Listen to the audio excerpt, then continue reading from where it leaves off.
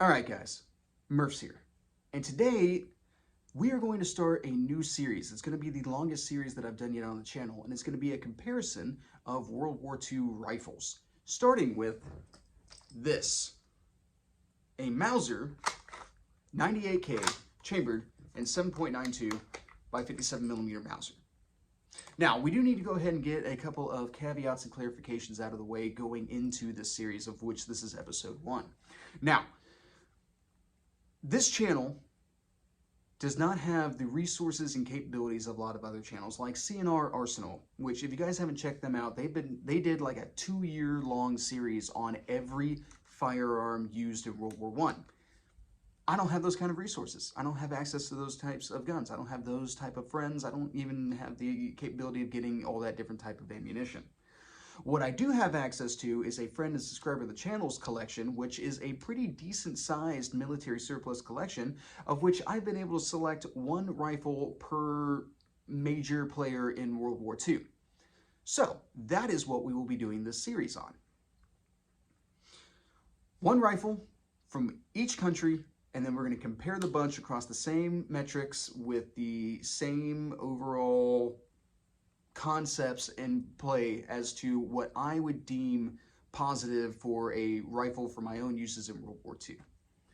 Now, something else here, guys. I don't know how long these videos are going to take. This is the first one that I'm putting up, and we're just kind of going with the flow and seeing how things play out. So, with that being the case, I'm going to annotate in the description where each part of this video starts. All the different things that we're going to talk about in it. So, if you're pressed for time, which I don't want to take any more of your time than you're willing to give me, time is precious, and you gotta be careful about how you spend it. So, if you're pressed for time, go ahead and check the description, figure out what parts it is that you want to see, scroll through them, get the information that you're wanting to get out of it, and then hopefully sometime in the future you'll be able to come back and watch the rest of the video. Now, with that being the case, let's go ahead and get done with our caveats and get into the review, starting out with a little bit of history. Now, in 1898, Paul Mauser unveiled the epitome of his Mauser bolt-action design, which was the 98 bolt in the Gewehr 98 rifle, which is designed for the German military.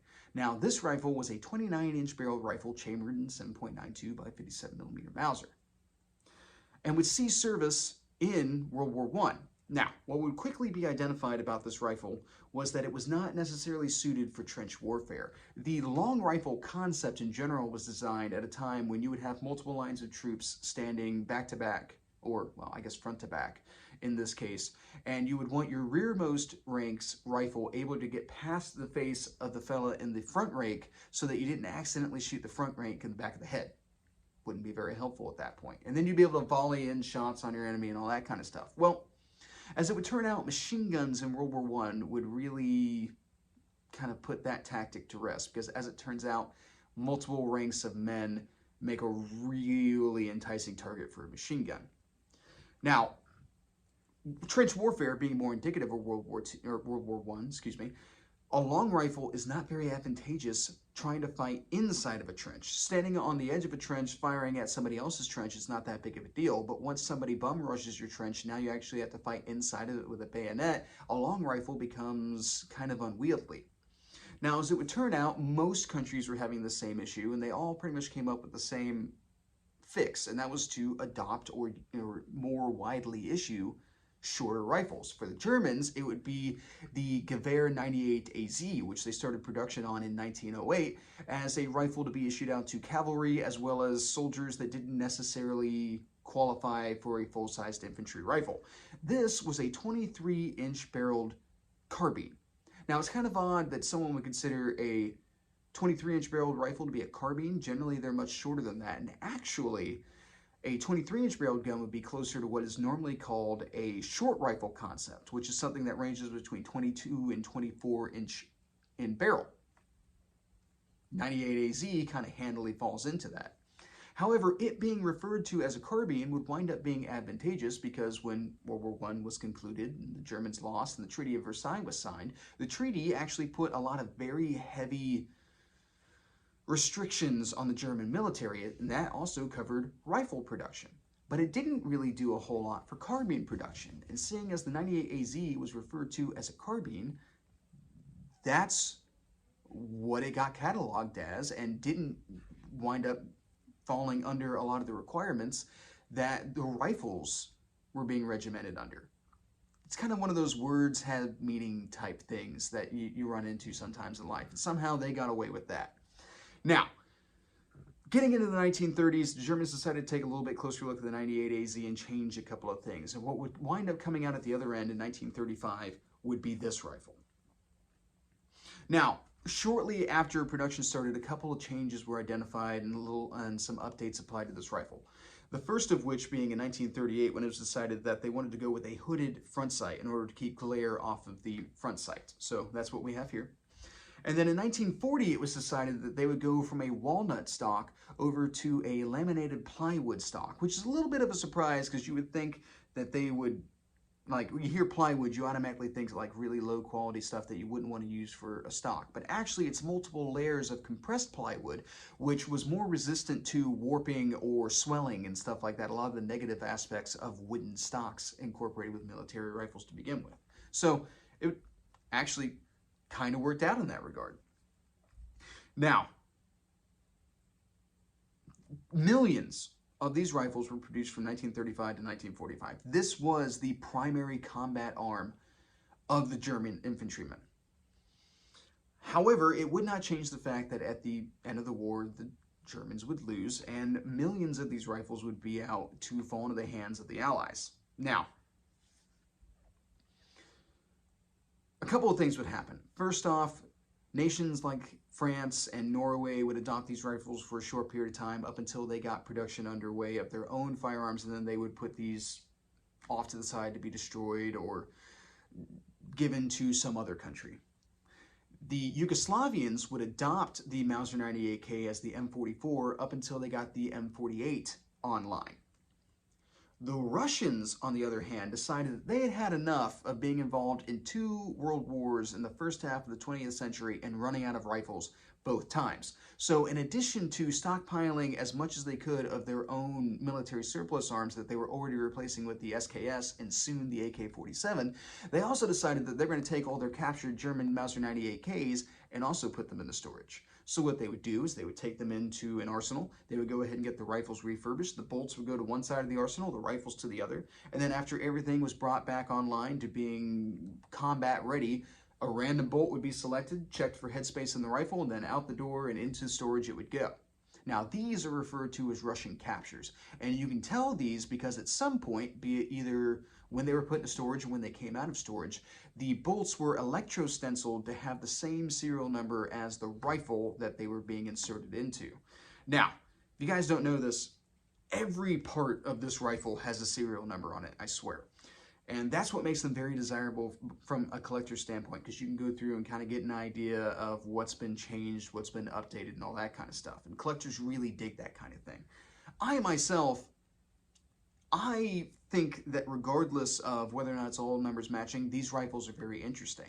And what's even more interesting is when you come across a Russian capture, which you can tell by the electro-stenciled bolt as well as an X stamped on the side of the receiver, is that now you know what conflict these rifles came out of. It isn't just like, oh, well, it served in Sicily or North Africa, France, somewhere. No. This thing could have fought at Stalingrad or Kursk. You can really start to narrow down where this could have been used at, and I find that very interesting.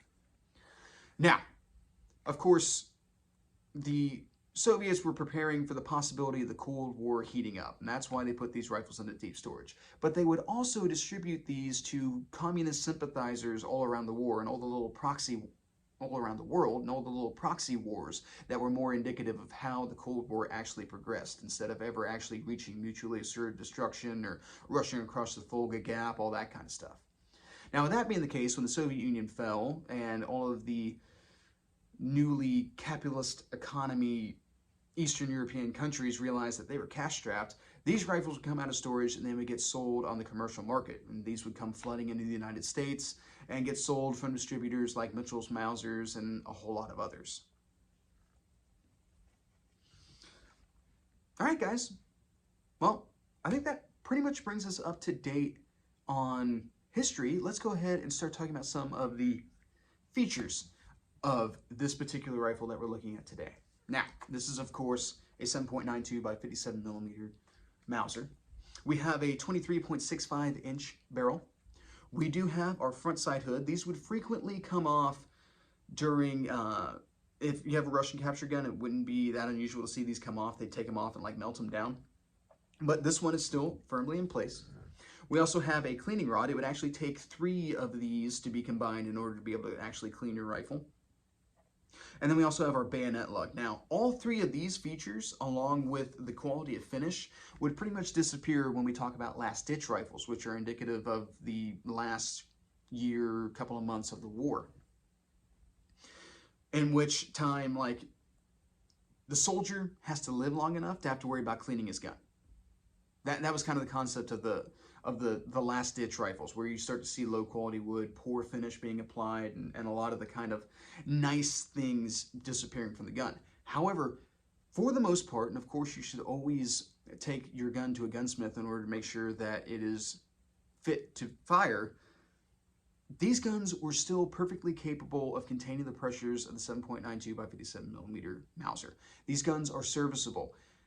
Yeah, fine, maybe I'm not worried about whether or not Hans has to get into a bayonet fight with a Russian soldier, but I do need his rifle to not blow up in his face when he's trying to win the battle. Right? If I send 10 guys out the door and 5 of their rifles explode, I'm doing the enemy's job for them. That's not helpful to anybody, especially not me. So the rifles for the most part are still serviceable, though it is definitely prudent to get them checked out beforehand.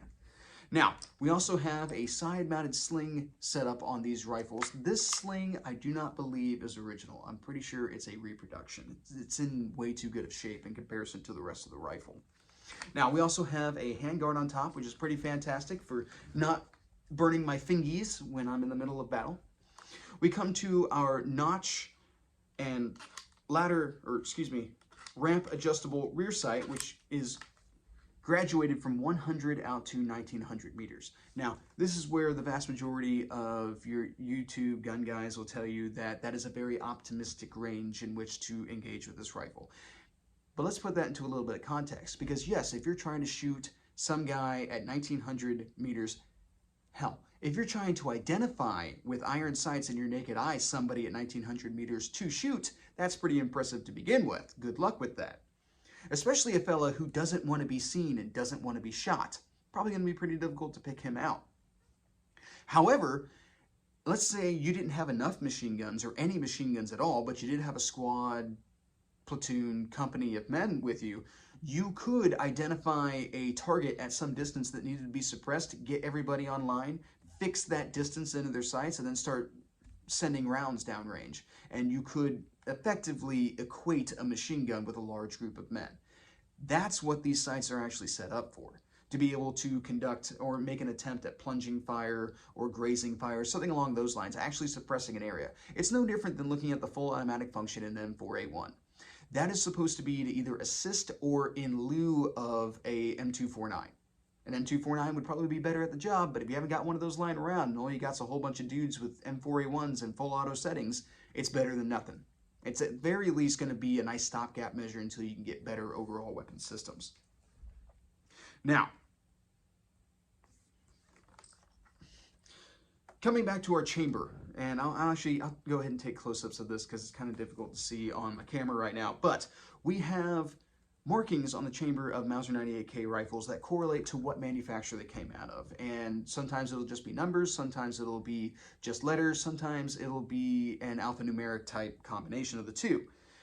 This rifle is marked BNZ, which it stands for Steyr, Daimler, Puck. And they would use these different codes in order to be able to disguise where the rifles were actually coming from manufacturing-wise so that they couldn't be targeted. Now, below that, you'll also find you'll also find your year designation, which this is a 1941 produced rifle. Now, our bolt, as mentioned before, is the Mauser 98 Action, which has all of the bells and whistles that you would think of for Mauser 98. The 3 locking lugs, the oversized claw extractor, and the controlled feed system, which we'll talk about that more here in a bit. Now, this is a cock-on-close action, which is different from the Mauser 1893's. Excuse me, I always get this backwards. This is a cock-on-open action, which is different from the Mauser 1893's cock on close. Now, a lot of people will tell you that the cock on close action is not as smooth as the cock on open, and I can tell you right now, I would actually kind of have to agree with that in the case of Mausers, and we'll talk about that more moving forward. Now, on this side of the receiver, we also have our bolt removal lever. We have strip clip cutouts in the top of the receiver, as well as a thumb cutout so that you can mash those rounds all the way down into the staggered column 5-round internal box magazine with a hinged floor plate. Now, this also, as you can see, has a last round hold open feature, which is pretty nice, and not necessarily something you're going to find on every one of the rifles that we're going to talk about moving forward. Now, we have a Mauser flag type safety on the back here, which all the way over to the left is fire. In the center position, as soon as it wants to work with me here, there we go. Turns out you gotta work the action a little bit first. In the center position, this disengages the striker, but still allows you to cycle the bolt. It also obscures your sights so that you're reminded that you're a dummy and you forgot to turn the safety off before you start trying to shoot people. And then all the way over to the right, disengages the striker and then also locks the bolt in the closed position. All right. Now our trigger is a 2-stage trigger. Not really a whole lot to write home about, if I'm honest. It's good enough. I'm not really a big trigger snob. I don't spend a lot of time worrying about triggers, but it's serviceable. And we'll talk about that more here in a little bit. Now, you'll also note that we have a turn-down bolt handle. This is an advancement over the Gewehr 98, as well as a cutout so that you can fit your fingers under there to be able to actuate the bolt. Now, coming back to our buttstock here, we have a semi-pistol grip buttstock, which is pretty fantastic for being able to pull the rifle into your shoulder and really keep that control on it. This is a preferred for me, a definite plus. Set into our stock here, we have a bolt takedown piece, which is supposed to help you take the firing pin out of your Mauser 98 bolt, which I have a cleaning table downstairs in the gun room that has a lot of holes punched into it from trying to disassemble Mauser bolts and get that firing pin out of there. That spring is hefty, and that firing pin is hefty. Now, coming back to here, we have a cupped butt plate, which is pretty advantageous for the plywood stocks because it kind of helps hold everything together. And then in addition to that, if you have to, knock somebody's head in, this is a superior design overall. All right, guys, well, that's features. So now let's start talking about the grading criteria and how it is that we're going to compare these rifles. We're going to talk about 4 different categories. That's going to be ergonomics, features, firepower, and then accuracy. And we're going to talk about a lot of different subjects all throughout. Now, each one of these categories is worth 5 points with 20 points possible overall. Now, keep in mind, guys, these are my opinions based off of my own experience and knowledge and all that kind of stuff, and just purely what I think about these rifles. So don't mistake it for what you think about these rifles or what your opinions are. Whatever helped you form those, fantastic. This is just mine. Now, let's go ahead and talk about ergonomics. A couple of positives. Well, first off, like I already mentioned, I really like this semi-pistol grip. That's my preferred in combat style rifles. I like being able to help anchor it into my shoulder. Now, I also like the turn down bolt handle from the standpoint of it being kind of trim. It's not likely that I'm going to catch the bolt on something and potentially knock it around or something along those lines, or get pressed into my back or hit somebody else with it, especially when you consider that the sling setup is pretty fantastic for keeping it nice and flush against my body. I really appreciate that. Now, the length and kind of handling aspects of it, I mean, I do prefer shorter rifles. I do like things in kind of a carbine length. I always have. It's always attracted me. But I have to say, at the very least, it's not a long rifle. So it's got that going for it. Excuse me. So overall, I would say ergonomics-wise, it's fairly standard. It's got a lot of features that I would expect it to have for the 1940s, for the interwar period going into World War II. So I would say fairly standard, and with that being the case, I think I'm going to give it a 3 out of 5, because things like, you know, handguards and stuff like that, that's an expectation in warfare. A 3 out of 5 because it meets expectations, but it's not necessarily exceeding it in a whole lot of different ways. It's pretty hard, especially when you consider that a lot of my experience comes from modern rifles, which have, you know, pistol grips and all that kind of stuff that are actually built to be extremely ergonomic with the human body, whereas this isn't quite the same in that respect. It's not bad, it's just it's not the same as modern rifle systems are. All right, now let's talk about features. And if we're going to talk about features, we're going to talk about this bolt. This bolt is incredibly over-designed in all reality. It's definitely indicative of German engineering, where it is massively over-designed. In all reality, Mauser 1893 bolts, or a lot of the other bolts that are in use that are not Mauser-based actions, are perfectly serviceable. They are doing enough to be able to contain the pressures that they are designed to handle. The Mauser Gewehr 98 bolt is just on a whole nother level with that, especially with that third locking lug located back by the bolt handle. That is a lot of surface area that's really helping distribute a lot of those pressures. In addition to the 2 ovular holes cut on the bottom of the bolt in order to be able to vent out those gas pressures. And then you got this large claw extractor that's definitely gonna pull some casings out. Now, the only negative I have about this is that when you have controlled feed, you have to strip the rounds out of the magazine. You can't just drop them around onto the lifter and then just crank it shut. It has to actually engage so that the large claw extractor will actually lip over the rim of the cartridge case, and then it'll actually perform, it'll actually like chamber and perform all the functions that it's supposed to form. So that is not necessarily preferred for me. Then also from a feature standpoint, I'm not a big fan. There's certain aspects that make me not a big fan of turn down bolt handles, and it's specifically mechanical advantage.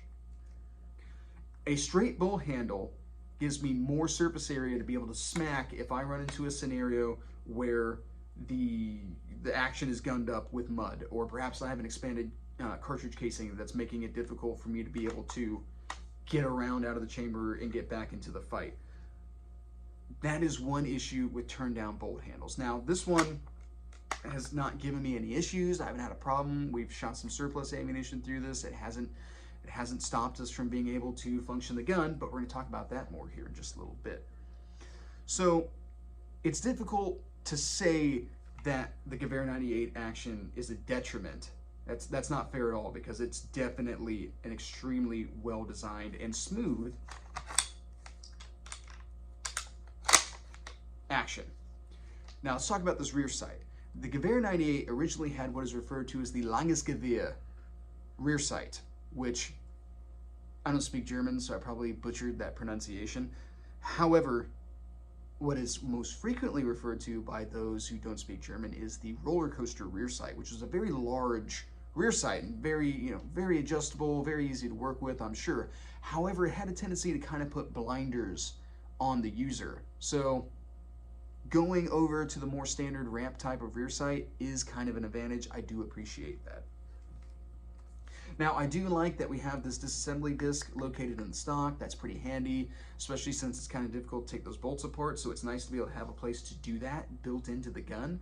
Like, that's actually probably more advantageous to the average user than the cleaning rod is.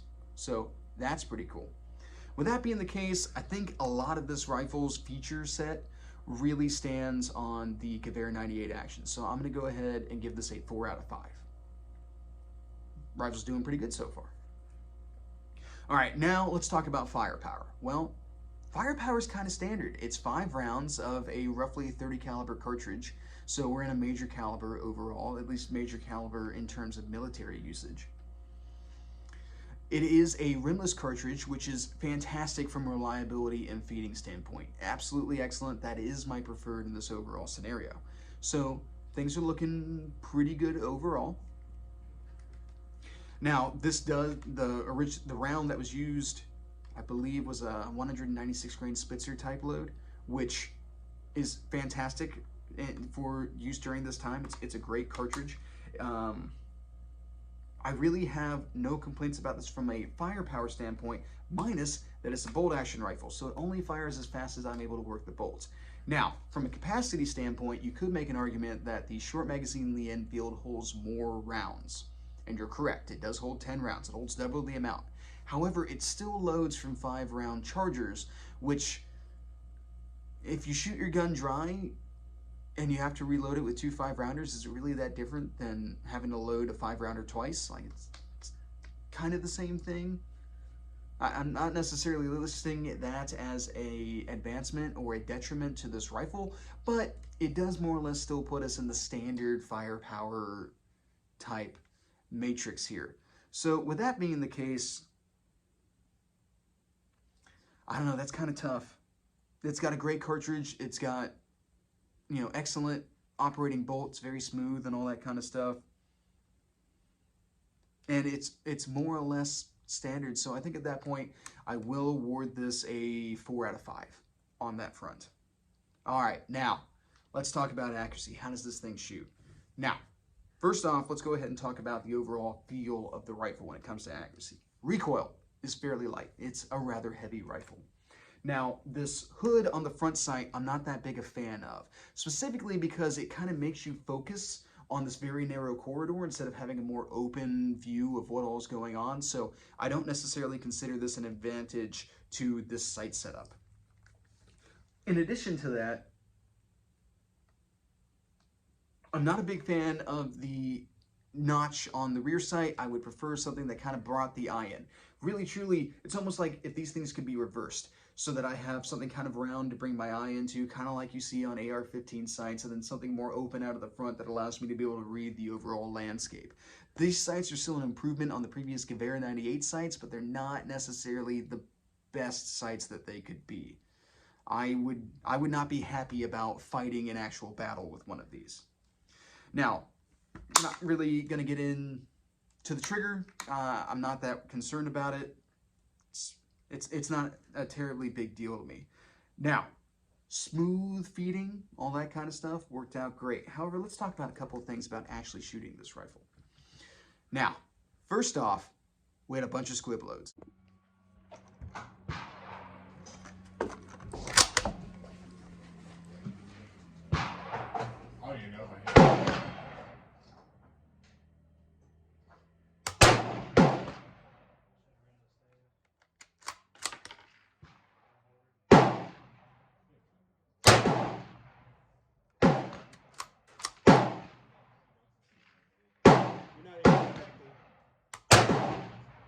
Dude, that was 2 hang fires. And that was from some military surplus ammunition that the owner of this rifle came across that I think was produced in October of 1962. We had a ton of squib loads, and we had to actually abandon shooting that day because that was all the ammunition that was brought out, and we didn't want to run the risk of blowing up the rifle and injuring ourselves. Now, we made a second trip, this time with PPU 196 grain full metal jacket ammunition, and shot this rifle with the intent of shooting at 25 and then 100 yards. However, we ran into our next issue. Now, I managed to get a 25-yard grouping out of this rifle. And that would be it right here in the center. You'll see 4 rounds, more or less stacked right there, and they measure about 2 3/4 inches. However, somehow this 5th round made it up over here. And this pretty much has to be me, guys. I actually shot this rather rapidly. I'll throw the footage in. 25? Yep.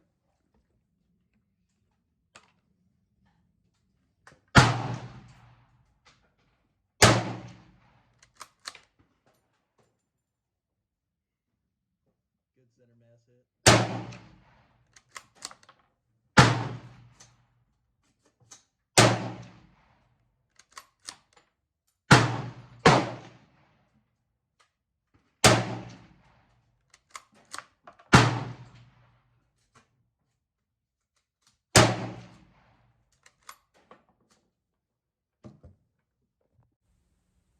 Yeah, I actually shot this rather rapidly. with the intent of just kind of getting on paper and getting a feel for where the rifle was impacting. So with that included, this is just over 6-inch group. So there's that. That's not that impressive. We then took this down to 100 yards and started shooting there, and that's when things kind of came unglued.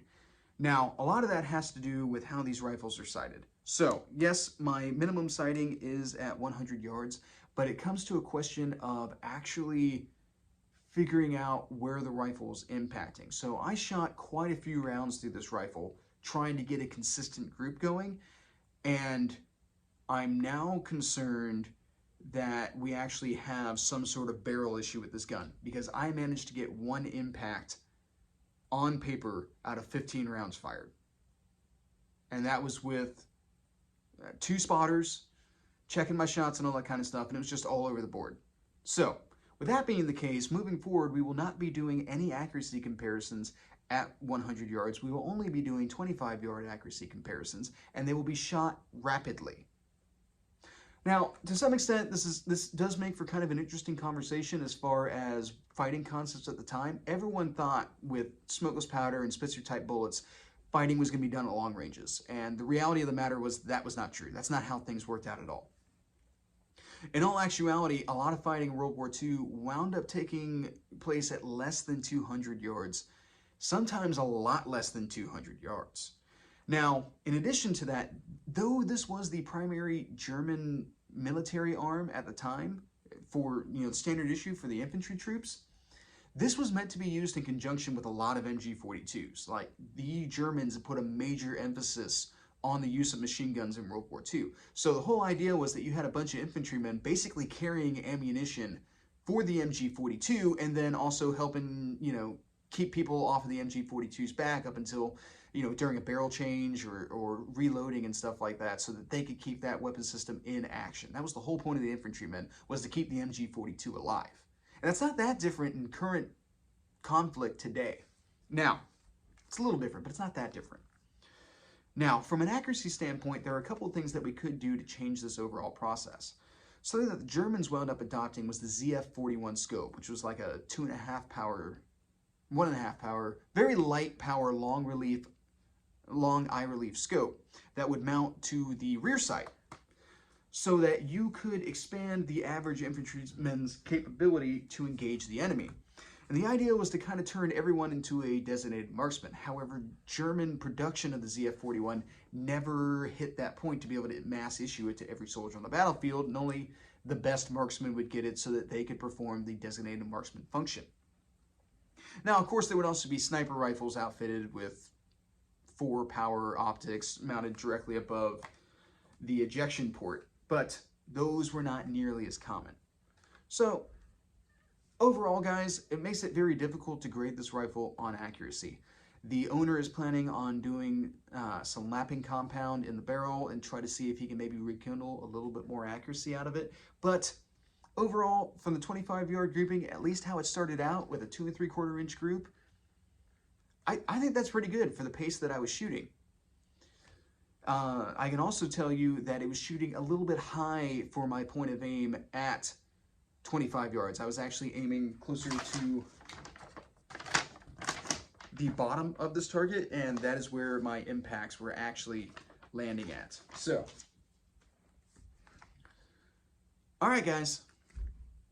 Well, I think this concludes episode 1 of this particular series of our World War II rifle comparison series. So, I hope you guys found this interesting. I hope you guys are going to stay tuned for the rest of the episodes coming up. I can't wait to get into them. I'm actually going to be doing a lot of filming this week because I got some things coming up in the future that is going to make it difficult for me to get to the range. So today I generated a lot of footage, and hopefully I don't accidentally delete it, because then I'm going to huddle in a corner and cry or something. But that's pretty much what I got, guys. Have a good day.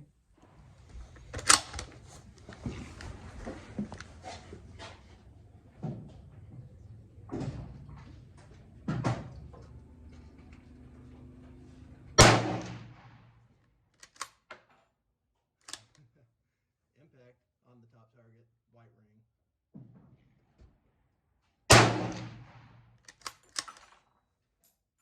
Impact bottom target, top of the light ring.